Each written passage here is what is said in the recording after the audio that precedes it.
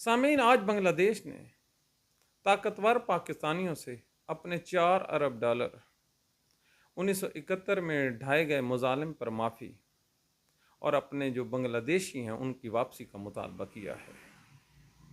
वक्त गुजरते और तकदीर बदलते देर नहीं लगती। वो बंगाली जो कल तक पाकिस्तान से अपने 6 नुकात मांगते थे और हम उन्हें नहीं देते थे, वो बंगाली जो अपने लिए जो जीती हुई सीटें थीं वो मांगते थे कि हमारा हक है, 5 साल हम इक़्तिदार में रहेंगे, इसके बाद इलेक्शन होगा और फिर आप हमसे वापस ले लेना। हमने कहा हम आपको नहीं देते।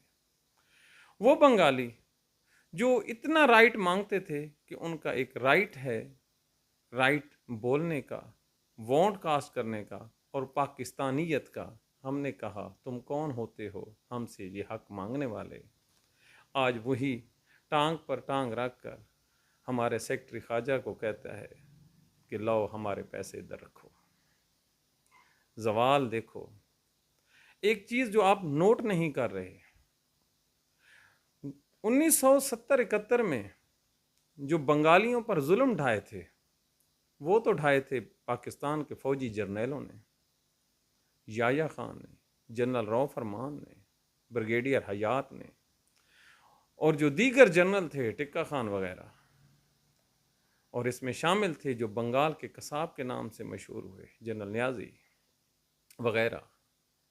आज बांग्लादेशियों ने उनसे पैसे नहीं मांगे कि इन जर्नैलों को हमारे पास ले आओ। ज़रा सोचो पाकिस्तानियों, उन्होंने क्या कहा है, हमें पैसे दे पाकिस्तानी अवाम, पाकिस्तानी हुकूमत।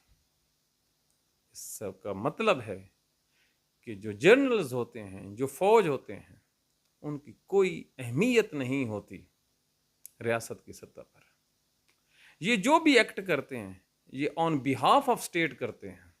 आज जब लाइबिलिटी पड़ी है तो GHQ का बयान नहीं आएगा कि हमने देने हैं या नहीं देने हैं। भाई जी आपने देने हैं, आप करो ना मजम्मत कि वो झूठ बोल रहे हैं। हिम्मत है? नहीं है। क्यों? गुनाहगार थे। तारीख फैसला कर बैठी कि शेख मुजीबुर रहमान ठीक था। जनरल याया खान एक शराबी था, एक जानी था, पाकिस्तान के वकार पे एक धब्बा था। हमूदुर रहमान कमीशन लिख चुकी।